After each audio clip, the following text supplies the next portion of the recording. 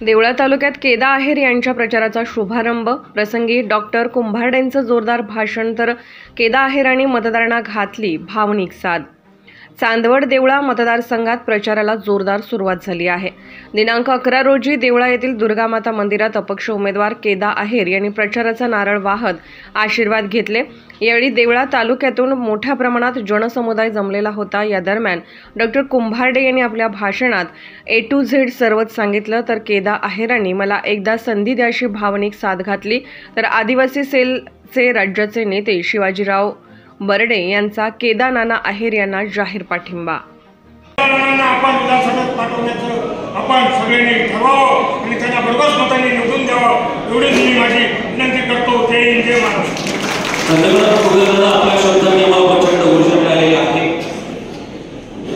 ग्रामीण भागाचं कार्य समर्पित भावनेने करणारे आपल्या अनोख्या शैलीने आणि कार्यपद्धतीने चांदवड देवळा मतदार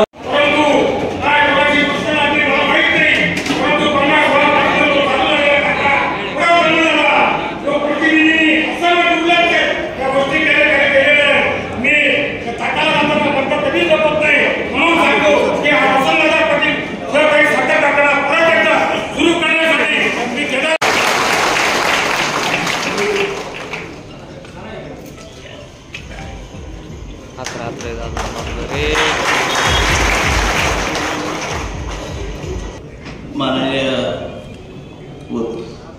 केदा नाना आहेर यांच्या प्रचारार्थ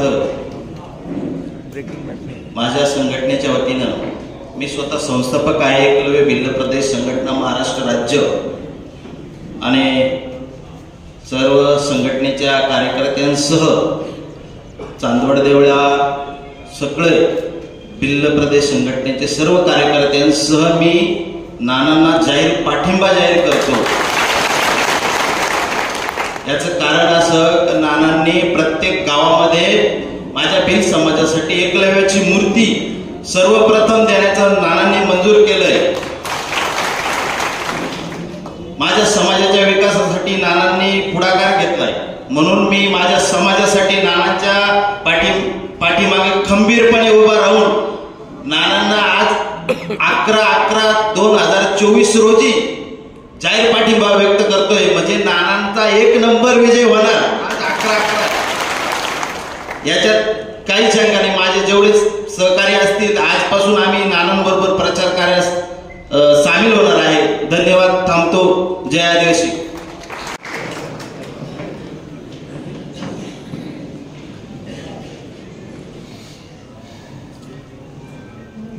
छत्रपती शिवाजी महाराज की जय। नमस्कार कवी। भारत माता की जय।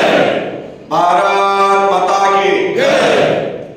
खऱ्या अर्थानं चांदवड देवळा विधानसभेच्या निवडणुकीच्या निमित्तानं सर्वपक्षीय उमेदवार चांदवड देवळा परिवर्तन विकास आघाडीचे उमेदवार केदा नाना यांच्या प्रचाराच्या शुभारंभासाठी आज या ठिकाणी आपल्या दुर्गा मातेच्या प्रांगणामध्ये या ठिकाणी दुर्गा मातेच्या आशीर्वादानं या ठिकाणी सुरुवात होते। आदिशक्तीचा नाना जेव्हा आशीर्वाद असतो आणि त्या आदिशक्तीच्याच कृपेने तुमचाही जन्म झालाय म्हणूनच आपलं नाव केदा ठेवलंय केदाय मातेच्या। आणि ती जेव्हा आशीर्वाद देत आहे तेव्हा अशा प्रकारचं वातावरण लोकांच्या रूपाने तुम्हाला या ठिकाणी दिसतंय। खरं तर गेली मागच्या आठवड्यापासून संपूर्ण चांदवड तालुक्याचा प्रचार दौरा सुरू झाला। 112 गावांपैकी जवळजवळ 90 गावांचा प्रचार पूर्ण झाला आणि प्रचारानंतर नानांनी सांगितलं की माझा देवळाच पाठीमागे राहतोय, मला तिकडे जाणं गरजेचं आहे। म्हणून 1-1.5 दिवसाचा दौरा शिल्लक ठेवून आज या ठिकाणी आपण सुरुवात करतोय। नाना तुम्हाला आम्हाला पाठिंबा द्यायचं एकच कारण आहे की अन्याय काय असतो हा आम्ही जवळ बघितलाय। 2009ला मी त्यावेळेस अपक्ष उमेदवाराच्या पाठीमागे होतो। तुम्ही इकडनं जेवढी होईल तेवढी योगेश आबा वगैरे सगळ्यांनी खऱ्या अर्थानं मदत केली आणि त्यावेळेस मला शब्द दिला होता की पुढच्या वेळेस तू 2014 आली तसे काही चिन्ह दिसले नाही म्हणून मला केला त्यावेळेस मला सांगण्यात आलं की तुला उमेदवारी देतो म्हणून त्यावेळेचे तावडे साहेबांनी माझा प्रवेश मतदारसंघात केला. आबा ज्या ज्या लोकांना आणि बाबांनीच मला त्यावेळेस सांगितलं तू भाजपमध्ये जा, मला काही तर तू काँग्रेसला तिकीट असल्यामुळे तुला मिळणार नाही. आणि मी त्यावेळेस बाबांचं ऐकून भाजपमध्ये गेलो. मला सांगण्यात आलं होतं की तुमची उमेदवारी नक्की आहे म्हणूनच तुमचा मतदारसंघात प्रवेश करतोय. ज्यांचे प्रवेश मतदारसंघात केले त्यांच्या उमेदवारी निश्चित होत्या, ज्यांना प्रवेश द्यायचा ज्यांचे प्रदेश करण्यात झाले त्यांच्या उमेदवारी कदाचित नसतील. आणि म्हणून माझा प्रवेश त्यावेळेस तावडे साहेबांनी भारतीय जनता पक्षात केला आणि जवळजवळ संपूर्ण रान त्यावेळेस उठवलं. शेवटच्या मिनिटाला तुम्ही काय गुंफ्या केल्या मला माहित नाही, माझा पत्ता कट झाला. माझ्या मते सिंहाचा वाटा तुझा नाहीये परंतु स्वर्गवासी एस बाबांचा असावा. त्यांनी सांगितलं की माझ्या पोराला माझ्या डोळ्यासमोर या ठिकाणी एकदा आमदार कर, नंतर आम्ही तुम्हाला मदत करतो. तूही त्यावेळेस शब्द दिला होता आणि आम्ही दोघांनी इलेक्शन हातात आपलं 14 घेतलं. त्यावेळेस माझी उमेदवारी कट झाली आणि मला या भागाला माझा अन्याय झाला होता. मी प्रचंड ताकदीने त्या ठिकाणी अपक्ष उमेदवारी केली. आमच्या माऱ्यामारीचा आमच्या सगळ्या उमेदवारांचा खऱ्या अर्थानं तुम्हाला फायदा झाला, तुमचा जन्म झाला, अन्यथा जन्म पण झाला नसता. त्यावेळेस माझी बदनामी करण्यात आली की डॉक्टरांना आम्हीच पैसे दिले, डॉक्टरांना आम्हीच उभं केलं आणि आमच्यासाठी डॉक्टर उभे राहिले. आताचे जे उमेदवार आहेत त्यांनी तर सगळ्या गावात भाषणांमध्ये माझीच बदनामी सुरू केली की नाही मला पाडण्यासाठी उभा राहिला. जो माणूस पाडण्यासाठी उभा राहतो तो 1 नंबरची मतं घेतो का तालुक्यात? जनतेने 1 नंबरची मतं माझ्या तालुक्यात मला दिली होती. तुमच्याकडे जर थोडंसं टिकू लागलं असतं ना, जसं आता नाना लावलाय मी तिकडनं, तर त्यावेळेस मी आमदार झालो असतो. तरी पण मी थांबलो. लोकांनी मला तो पराजय मला मान्य केला. पण भारतीय जनता पक्षामध्ये काम करत असताना खऱ्या अर्थानं मला असं वाटतं केंद्रात आपलं सरकार आहे, राज्यात आपलं सरकार आहे, आपण आहे त्या सत्तेत राहिलं पाहिजे, आहे त्या आमदार सोबत काम केलं पाहिजे. आम्ही सगळ्यांनी निर्णय घेतला की राहुल दादांबरोबर काम करायचं. त्यांना एकच शब्द दिला 19ला मला शब्द पूर्ण तयारी केली. गिरीश महाजन साहेबांनी शेवटच्या मिनिटापर्यंत सांगितलं तुझं उमेदवारी फायनल आहे. आमच्या अनेक असंख्य कार्यकर्ते त्या ठिकाणी गेले आणि सांगितलं मग तुम्ही कामाला लागा. तरीही मला त्या ठिकाणी उमेदवारी मिळाली नाही, कारण मी मंत्र्याच्या पुढे जन्माला आलो नव्हतो किंवा खासदारी राजकारणात जन्माला आलो नव्हतो. कदाचित माझे वडील आमदार खासदार असते तर मी आतापर्यंत मला ते ताकद मिळाली असते, मी आमदार झालो असतो. 19ला उमेदवारी नाही पण प्रामाणिकपणे त्या ठिकाणी काम केलं आणि देवेंद्र फडणवीस त्या ठिकाणी सभा घेण्यासाठी आले. त्यांनी सांगितलं की राहुल दादा तुम्ही आमदार करा, आम्ही त्यांना आमदार करतो. मीही त्या ठिकाणी गेली त्यांना सांगितलं देवेंद्र फडणवीसला साहेब आमच्या मतदारसंघाचा एकमेव प्रश्न आहे तो म्हणजे शेती सिंचन पाण्याचा, तो तुम्ही सोडवणार असाल.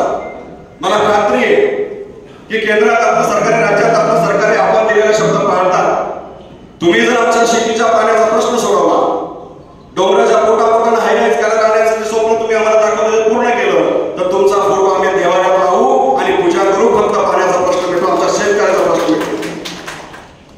5 वर्ष वाट पाहिली, त्याच्या अगोदरचे 5 वर्ष वाट पाहिली, नंतरची 5 वर्ष वाट पाहिली, पण आमच्या पाण्याचा प्रश्न मिटला नाही. म्हणून खऱ्या अर्थाने या ठिकाणी नानांना त्या ठिकाणी मदत करण्याचा आम्ही निर्णय घेतला. अन्याय काय असतो मला माहिती आहे. 2009ला माझ्यावर अन्याय झाला, 2019ला माझ्यावर अन्याय झाला, आता 24ला तर तुला तर पत्रकार परिषद घेऊन त्या ठिकाणी डिक्लेअर केलं की माझ्या भावाला मदत करतो. मला मात्र केली नाही, माझं नाव सुद्धा आलं नाही. आमच्या सगळ्या कार्यकर्त्यांमध्ये रोष निर्माण झाला. ज्या माणसाला 2014ला फक्त 9,500 मतं तिकडे होती, 2004ला अरुण नानांना त्यावेळेस फक्त 7,500 मतं तिकडे होती, आज तिकडे आम्ही 50,000 भाजपने येऊन ठेवली, ती या पठ्ठाने येऊन ठेवली होती, ते विसरून गेले. सगळ्या कार्यकर्त्यांमध्ये रोष निर्माण झाला. सगळ्यांनी सांगितलं काही करा, तुम्हाला एकटं जायचं तर एकटं जा, पक्षाबरोबर जायचं पक्षाबरोबर. आम्ही अजिबात काम करणार नाही. जो माणूस सदैव फसतो, जनतेला फसवतो, तुम्हाला फसवतो, स्वतःच्या भावाला फसवतो, त्याचा निर्णय झाला तर तुमचा काय होणार, त्याचा निर्णय झाला तर तुमचा काय होणार. म्हणून आम्ही सगळे एकत्र बसतो. आणि अन्याय काय असतो, ती चीड अन्याय काय असतो ते माझ्या वेदना मला माहिती आहे. आणि त्याच वेदना नानांवर पण झाल्या. मोकळ्या मनानं नानांना सांगितलं असतं तर त्याने पुन्हा एकदा कुर्बान केली असती, ही मला खात्री त्याच्या मैत्रीसाठी. असा विश्वासघात करण्याची गरज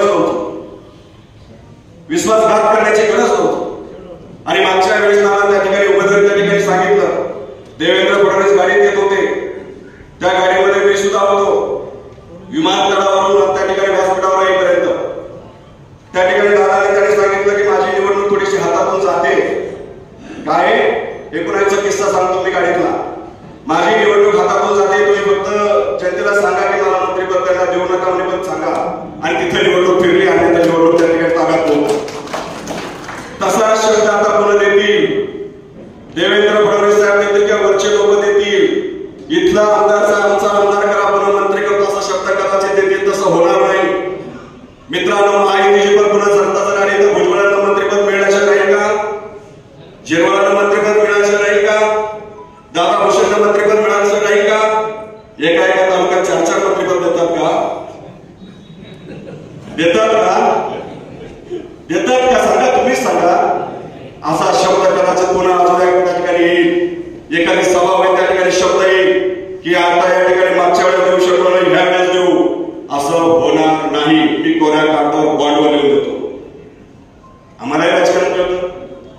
उत्तर महाराष्ट्रामध्ये गिरीश महाजन साहेब आहे, जयकुमार रावल साहेब आहे, अजूनही मोठे चेहरे आहेत. या सगळ्यांना करायचे सरकारमध्ये बसवायची वेळ आहे तर बसवावं लागेल. आपला नंबर कुठे लागेल? कानोसा खेळतो तो काल परवा 4-2 राऊंड एवढ्या वेळेस आपल्याला करावंच लागेल. अजिबात होणार नाही. कॅल्क्युलेशन बसणार सुद्धा नाही. त्यामुळे भूलथापांना बळी पडू नका. एक काम करणारा सक्षम माणूस त्या ठिकाणी आपल्याला द्यायचा आहे. आम्ही सगळ्यांनी ठरवलं. त्यांच्याकडे शब्द सोडून घेतला. आमच्या पाण्या शेतीच्या पाण्याचा प्रश्न तुम्हाला सोडावा लागेल. 100 गावांना आमच्याकडे टँकर येतात. किती? ह्या वर्षी 100 गावांना भाड्या बसताना टँकर चालू होते. तुमच्याकडे चालू होते. जवळजवळ 26-27 गावांना त्या ठिकाणी टँकर चालू होते. मग एवढ्या मोठ्या दुष्काळामध्ये पिण्याच्या पाण्याची व्यवस्था सुद्धा आपल्याला करता आली नाही. शेजारचा सुभाष गांधींचा आपण आदर्श घेतो. 5 वर्षात 4,500 कोटीची कामं केली. आपल्याला 10 वर्ष झाली तेवढी सुद्धा कामं झाली नाही. मग कामाचा कोण?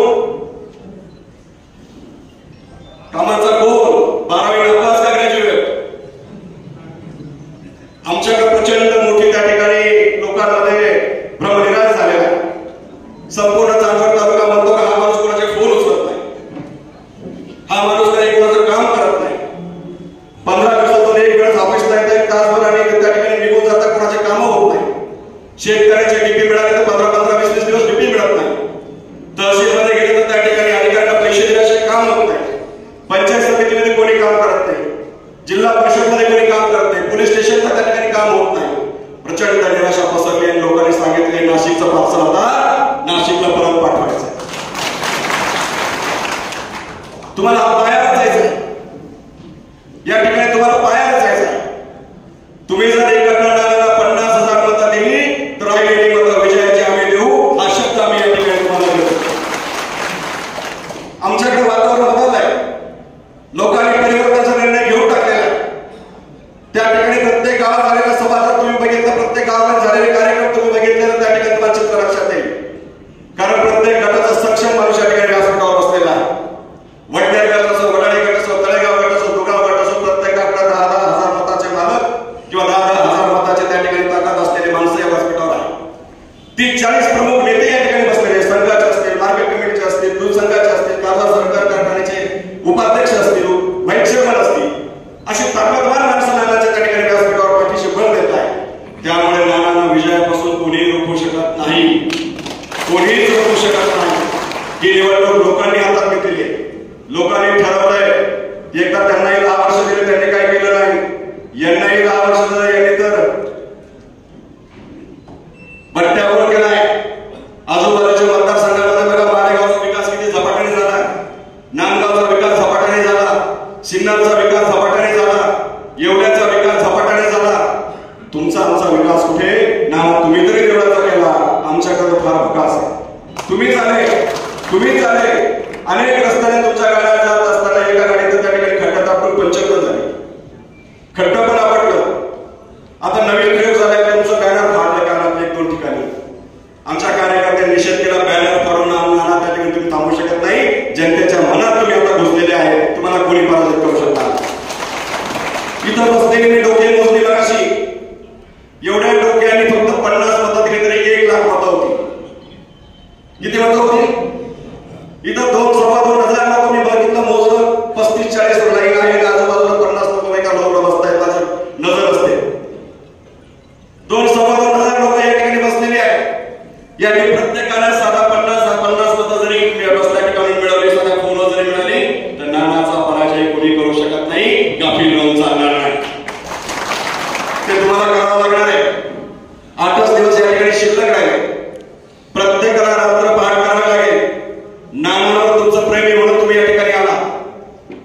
नानावर प्रेम नसतं तुम्ही इथं आलेच नसते.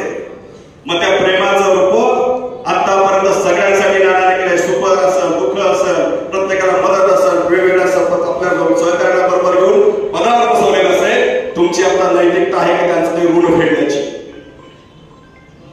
छोट्या ना कुठे त्यांनी आपल्या कामात आलेले आहे. आपल्या भावासाठी बलिदान दिलेलं आहे, आपल्या कुटुंबासाठी बलिदान दिलेलं आहे, आपल्या परिवाराला कधी वेळ दिला नाही एवढा समाजाला त्यांनी वेळ दिलेला आहे. तुमच्या सुखादुःखात पाठीशी उभे राहिलेले आहे. तुमच्यावर कधी संकट आलं असतं खंबीरपणे घरचा माणूस म्हणून तुमच्या पाठीशी उभे राहिलेले. आज त्यांच्यावर वेळ आलेली आहे, त्याची परतफेड करण्याची खऱ्या अर्थानं 23 तारखेला विजयात आपल्याला द्यावे लागतात. तुमच्या पाठीशी उभे राहिलेले. आज त्यांच्यावर वेळ आलेली आहे, त्याची परतफेड करण्याची खऱ्या अर्थानं 23 तारखेला विजयात आपल्याला द्यावे लागतात. विजयाची द्यावा लागणार. तुमच्याकडे जशी परिस्थिती तशी आमच्याकडे परिस्थिती आहे. हा कागद या ठिकाणी बातमी माझ्याकडे या ठिकाणी वृत्तपत्रातील एक बातमी आहे.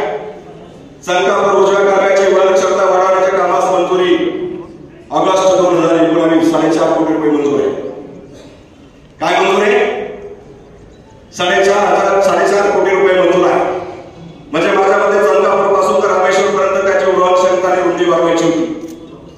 19 काम झालं. हे काम झालं असतं तर तुमचं त्या ठिकाणी संकापूर मधलं पाणी दुसऱ्या दिवशी तुमच्या गावात पोहोचलं असतं. कुठे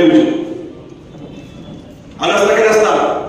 जो जनकापूर मार्गाला 25 दिवस लागतात, 42 दिवस लागतात, तो जनका रामेश्वर, तो रामेश्वर मार्गाला कदाचित 8 दिवसात भरला असता. पुढच्या गावाला पाणी मिळालं असतं. जी मागच्या दुष्काळामध्ये लोकांची फसवणूक झाली, ही कामं जर 19 ला पूर्ण झाली असती तर दुष्काळाने होरपडलेली जनता त्या ठिकाणी होरपडली केली. हे काम 20 ला जर झालं असतं, प्रशासकीय मंजुरी त्याची 19 ला झालेली आहे, ते काम जर वेळेत पूर्ण केलं असतं तर जनका त्या ठिकाणी रामेश्वरचं पाणी झाडीपर्यंत पोहोचायला वेळ लागला नसता, उन्हाळ्यापर्यंत पोहोचायला वेळ लागला असता. हे काम कोणी करायचं? 19 ला झालेल्या प्रशासकीय मंजुरीचे काम अजून चालू होत असतील. अशाच गमती आमच्या रस्त्यांच्या आहेत. 5-5 वर्षापूर्वी बाबा 3-3 वर्षापूर्वीच्या प्रशासकीय रस्त्यांच्या मंजुऱ्या प्रशासकीय मंजुऱ्या झाल्या, त्याचे अजून कामं सुरू झाले नाही. असा निष्क्रिय आमदार आपल्याला हवा की चंचल आमदार आपल्याला हवा, हे ठरवण्याची वेळ आलेली आहे. नानांचा स्वभाव थोडा वाईट आहे, परंतु कामाला मात्र चांगला. जसं आपण एखादा बैल घेताना किंवा घोडा घेताना काय करतो? तापडच घेतो ना, कपाशा बैल घेतो, तापडच घेतो ना. तशी गमत नानांची आहे. प्रशासनामध्ये मी त्यांना जवळून बघितलेलं आहे. जिल्हा परिषद असेल, पंचायत समिती असेल, कृषी उत्पन्न बाजार समिती असेल, तुमची नगर परिषद असेल, या प्रत्येक ठिकाणी काम करताना त्या संस्थेला उंचीवर नेण्याचं त्यांनी काम केलंय. प्रत्येकाला न्याय देण्याचं काम केलेलं आहे. कृषी बाजार त्या ठिकाणी कृषी सभापती असताना प्रत्येक गावागावामध्ये त्या ठिकाणी प्रचंड मोठी कृषीची कामं तुम्ही त्या ठिकाणी केलेली आहे. आम्ही डोळ्याने बघितलेली आहे. आणि म्हणून एवढीच एक विनंती करतो, एक चांगल्या माणसाला एकदा संधी देऊ नका. 10 वर्ष त्यांना दिली, 10 वर्ष यांना दिली, 5 वर्ष आता हरकत नाही आपल्याला दुसरी संधी द्यायला. आम्ही आमच्याकडे दिली असती, तुमचा विचार पण केला नसता, परंतु तुझं सक्षमच नाही. त्यांना ते सोडून दुसरं सक्षम वाटतच नाही. त्याच्यामुळे त्या ठिकाणी आमची निवडणूक आता आमच्या हातातून गेलेली आहे. म्हणून या मतदारसंघाला पुन्हा वळणावर आणायचं असेल, या मतदारसंघाला प्रगतीच्या दिशेने न्यायचं असेल, या मतदारसंघाला पुन्हा विकासाकडे न्यायचं असेल, तरुणांचे प्रश्न सोडवण्यासाठी तुम्हाला पुढे न्यायचं असेल, आरोग्याचे प्रश्न सोडवायचे असतील, तरुणांचे प्रश्न सोडवायचे असतील, एमआयडीसीचे प्रश्न सोडवायचे असतील, पिण्याच्या पाण्याचा प्रश्न सोडवायचा असेल, सिंचनाचा प्रश्न सोडवायचा असेल, तर नानाशिवाय पर्याय नाही. त्यांच्या पाठीशी खंबीरपणे आपण उभं राहणार आहे. कित्येक वेळ बोलू शकतो नाना, पण लोक कंटाळतील. हा जो तुमचा नागपार गिरणा जो प्रकल्प आहे ना, ती सुद्धा तुमची मेहरबानी नाही. पुढे गिरीश महाजन होते, दादा भुसे साहेब होते म्हणून हे झालं, अन्यथा तुम्हाला ते माहीत पण झालं नसतं. आणि ते होता होता अजून कित्येक वर्ष जातील याची काही गॅरंटी नाही. कारण केंद्राचं जलसंपदाचं बजेट आहे, राज्याचं जलसंपदाचं बजेट आहे 32,000 कोटी. शेवटच्या 15 दिवसामध्ये या ठिकाणी राज्य मंत्रिमंडळाने त्या ठिकाणी जवळजवळ 1 लाख कोटी त्या ठिकाणी प्रस्ताव मंजूर केलेले आहे. पाणी पुरवठ्याच्या प्रकल्पांना मंजुरी दिली आहे. त्यामध्ये तुमचा नागपार गिरणा आहे, त्यामध्ये एकदरा गंगोदर वैतरणा गोदावरी आहे, त्यामध्ये शिंगणचे पाणी पुरवठा वैतरणा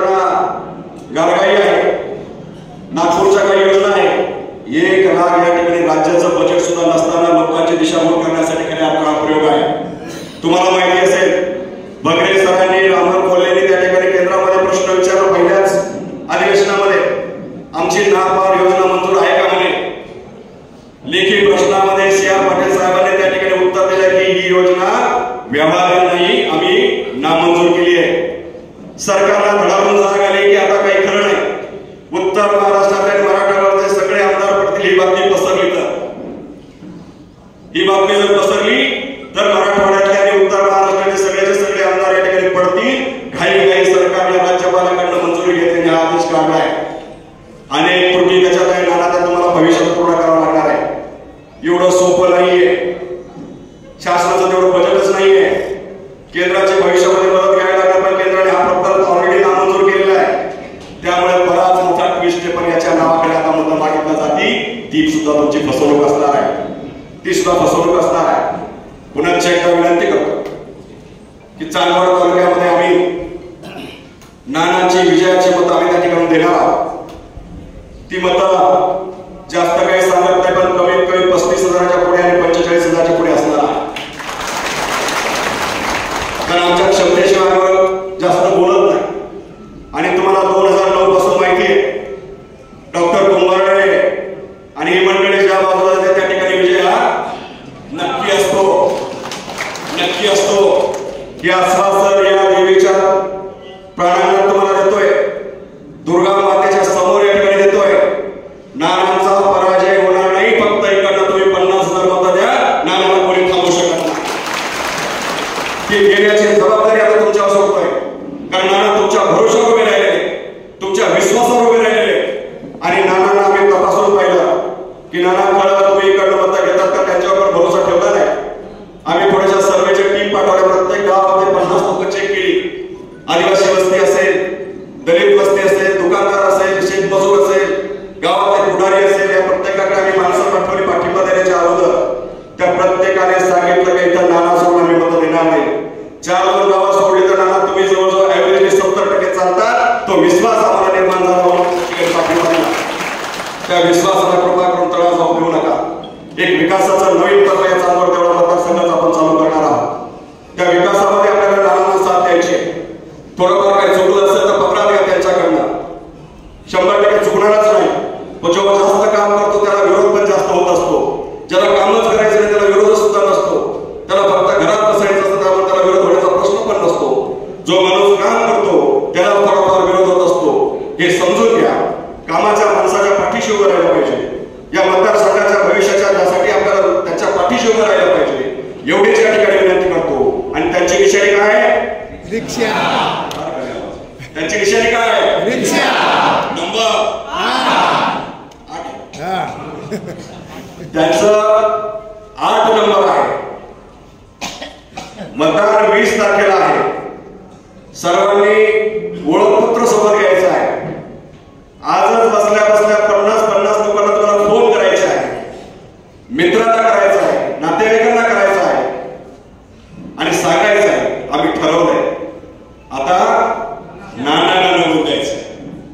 आमचं ठरलंय नानांना रिक्षाने आपल्याकडे पाठवायचंय मुंबईला।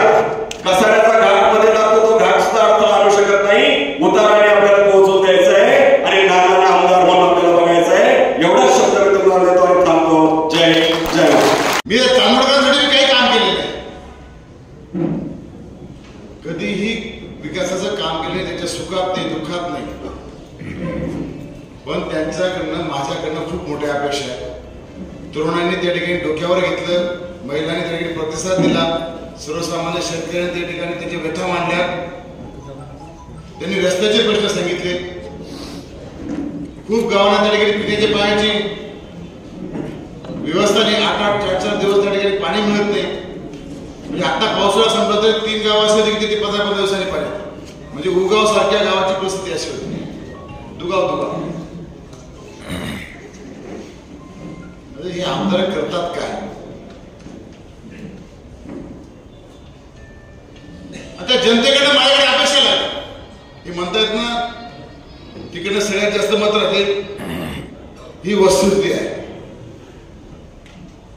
त्याला कारण ते आहे आजी माझी आमदारांची 10-10 वर्षाची कारकीर्द आणि त्याच्यावर त्या जनतेचा रोष त्यांनी त्या मतदानावरती त्या व्यक्त करणार आहेत। प्रत्येक गावामध्ये गेल्यानंतर त्या ठिकाणी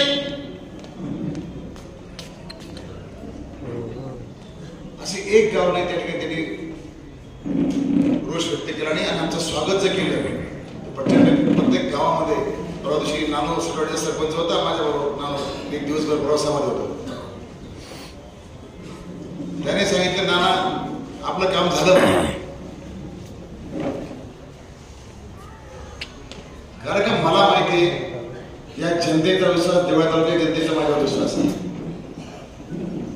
माझ्या भावाने मला फसवलं, माझ्या तालुक्यातली जनता माझ्या बरोबर माहिती फसवणार.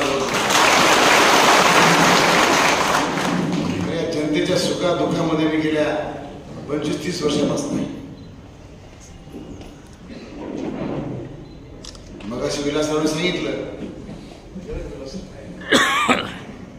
थोडेफार 19-20 वाले आहेत म्हणे अर्धवट सोडणारे, त्यांना मी विनंती करतो या व्यासपीठावरच करतो. महाभारतामध्ये श्रीकृष्ण न्यायनीती बरोबर होता, तुम्ही पण न्यायनीती बरोबर राहा. निवडणुका येतील जातील, ही निवडणूक खऱ्या अर्थानं माणसं लोकांची निवडणूक आहे. माझी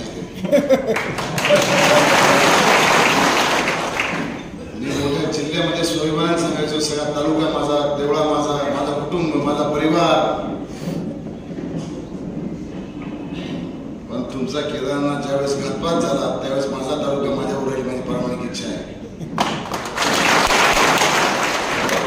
सांगितलं की 50 मतं जरी एकाने आणली तरी विजय निश्चित आहे. मी 40च मागतो. किती मागतो? 40. एकाने फक्त 40 द्यायचे, काम 100% होईल. किती टक्के? 40 गुणिले 1500 करा, 10 करा, किती होतं? 80,000. फक्त हे 8 दिवस माझ्यासाठी द्यायचे. किती दिवस? तुमच्या केदारनाथसाठी. 5 वर्ष तुमच्या हा सेवेसाठी, 25 वर्ष तर होताच, पण पुढचे 5 वर्ष तो बॅकला भरून काढण्यासाठी हा तुमच्या सेवेसाठी.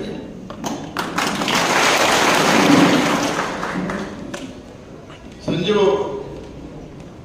वाईट हे वाटतं तुम्ही हेच मंगल कार्यालय, हेच व्यासपीठ तुम्ही माझ्या वाढदिवसाला आले होते, आणि माझ्या बंधूंनी या ठिकाणी भाषणामध्ये सांगितलं वाढदिवसाला इथे कोण कोण होते मला माहित नाही, पण मी असं की आम्ही दोघं भाऊ ठरवून घेऊ, तुम्ही मध्ये काही बोलू नका, भांडण लावू नका, असंच बोललो होते ना. भांडण कोणी लावलं सांगा मला, माझं काही चुकी आहे का? मला जर प्रेमाने सांगितलं असतं, 2 वेळा दिलं, अजून एकदा देऊन टाकले मला, मी अशी वळवून दिली असते आमदारकी.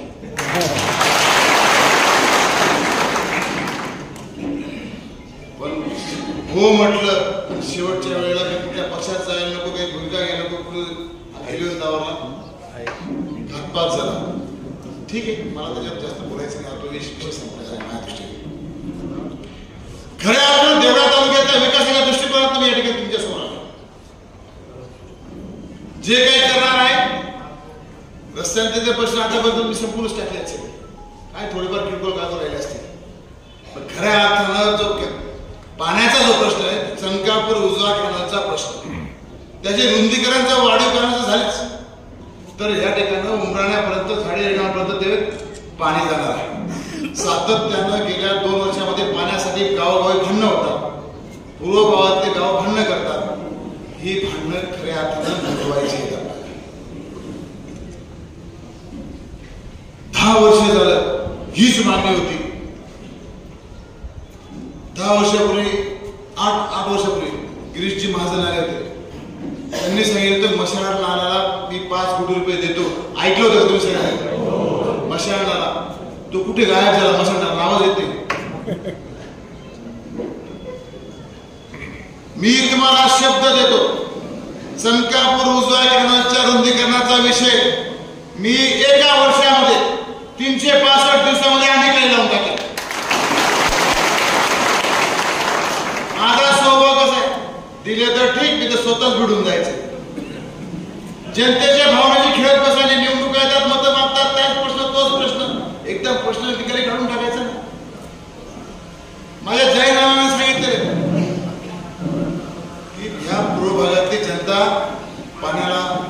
वंचित राहते. गेल्या वर्षी मोठ्या प्रमाणात दुष्काळ होता, प्यायला पाणी नव्हतं. कारण मी शेतकरी म्हणून मला माहिती आहे की शेतकऱ्याची काय दयनीय अवस्था असते. आणि यावर्षी अति पाऊस पडला म्हणून नुकसान झालं, कांद्याचं बियाण्याचं नुकसान झालं, पिकं वाहून गेली काही गावांची,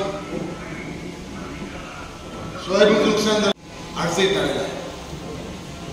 मी तुम्हाला या व्यासपीठावर सांगतो, सगळ्या जनतेसमोर सांगतो, मला कुठलीही इथून पुढची निवडणूक लढवायची नाही. फक्त एवढे आमदारकी द्या. नाही MVP लढायची. थोडा डोक्यात विषय होता माझा, एकदा पडलो परत जाऊ, तो पण नाही. आता तुम्हाला दोघांना सांगतो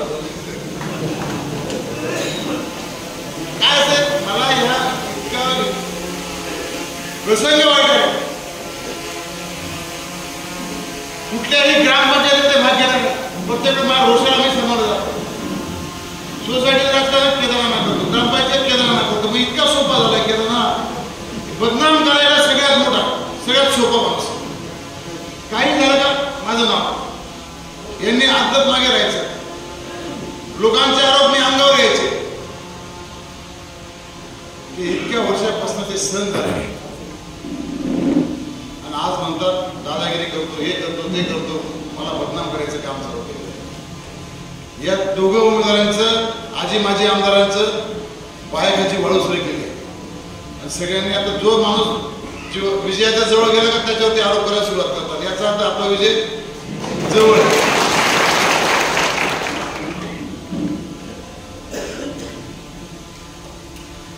मी माझ्यासाठी नाही उभं राहिलो, मला जनतेने उभं केलंय का तुम्ही सांगा, तुम्हीच बसायचं. मी स्वतःहून तुम्हाला 2-3 वेळा फॉर्म भरायच्या आधी पण विचारून घेतलं होतं. फॉर्म भरायच्या वेळेस विचारलं, 3 सभा झाल्या. मी विचारलं तुम्हाला, बाबांनो काय करू सांगा, माझा परत घातपात नको, प्रामाणिक राहा, विश्वासाने सांगा, जबाबदारी घ्या. आणि ती जबाबदारी फॉर्म भरायला आले तेव्हा हजारोच्या संख्येने त्या दिवशी फॉर्म भरले, खूप मोठ्या जनसमुदायामध्ये आले होते. आता मतदान 8 दिवसावरती आपल्या आपल्या त्या गावातील नातं गोत्र मित्र परिवार हे त्या ठिकाणी आपल्याला त्या मतदानात रिक्षा करायला सांगायचं. हे सामान्य व्यासपीठ जे आहे हे विविध पक्षाचे, राष्ट्रवादी काँग्रेस, शिवसेना, BJP यांचे विचार वेगळे, त्यांचे झेंडे वेगळे, पण दांडा केदारनाथाचा आहे. कारण या सर्व लोकांनी मला पाठिंबा देत असताना परत त्यांची बदनामी केली गेली. नानाने किती विकत घेऊन टाकले, मलिदा दिला, बदनामी. हे केवढं सोपे आहेत का विकत घ्यायला? मी केवढा मोठा घ्यायला विकत घ्यायला? हे सोपे नाही ना. 2-5 कोटीचे द्राक्ष भाव एकदम व्यवस्थित आहे, पण बदनामी करायचे, कुठे त्याचं खच्चीकरण करायचं, मला साथ देतात म्हणून त्या ठिकाणी बदनामी केली जाते. अशा पद्धतीचं घाणेरडं राजकारण सुरू झालं.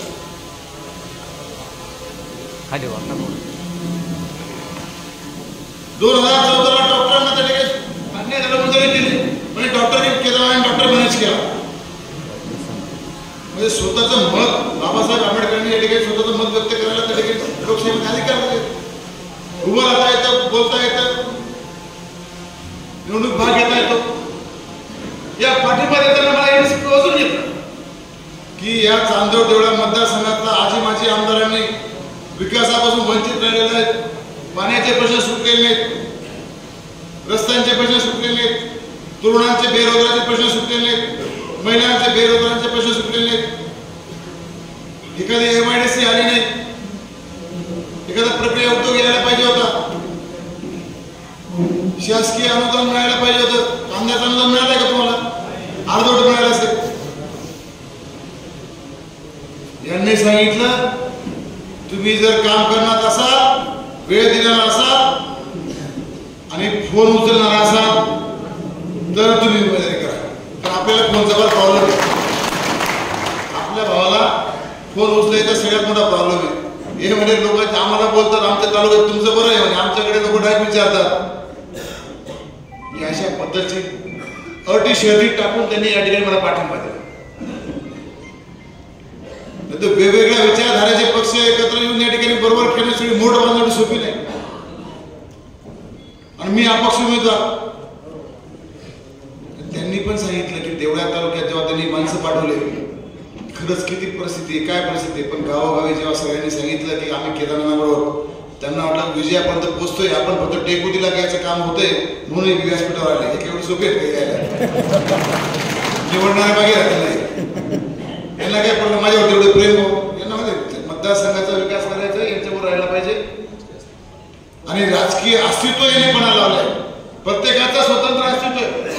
इथं संजीव असतील, विलास काका असतील, डॉक्टर कुंभाडे असतील, विजयनाना असेल, उत्तम बाबा असतील, योगेश बाबा असेल, सभापती काळे असतील, हे सगळे मातबर मंडळ निम्मी मंडळात आले नाही अजून. जगदीश पवार या ठिकाणी बसलाय, बहुचं टेन्शन होतं, परवा दिवशी कधी मिटिंग झाली होती, ते टेन्शन मिटलं. जेडी अण्णांनी पाठिंबा दिला, अण्णांनी एवढं DS बाबांच्या बाबतीत खालच्या पातळीवरती चर्चा केली, टीका केली. त्या अण्णांबरोबर पाणीला मांडी लावून तुम्ही बसतात, केदारनाथ विरोधात आहे. इतकं वाईट परिस्थिती, काय कुठं चाललं राजकारण. याचा अर्थ केदारनाथ छोटा माणूस नाही, बरोबर आहे ना. मला फक्त तुमचा पाठिंबा पाहिजे, तुमची साथ पाहिजे. मी सगळ्यांना उडून करून निघेल, तुम्हाला तुमचा आशीर्वाद पाहिजे. आणि माझी ताकद येणार तुम्ही जनता देणार, ही जनता जोपर्यंत माझ्या पाठीशी, या माझं संपूर्ण आयुष्य, इथून पुढचं आयुष्य मी जनतेसाठी समर्पित करेल आहे. त्यांच्या विकासासाठी केलं, त्यांच्या सुखामध्ये दुःखामध्ये. मी कायम सांगतो माझ्या भाषणामध्ये की देवळा तालुका हा माझा कुटुंब आहे, माझा परिवार आहे. मी या परिवाराचा घटक आहे. मी सातत्याने ही माझी मांडणी असते, मी सांगत असतो. त्याला कारण असते का ह्या मातीमध्ये, ह्या गावामध्ये मी जन्मलो, शाळेत गेलो, कॉलेजला गेलो, वाढलो, सगळं इथंच करतो.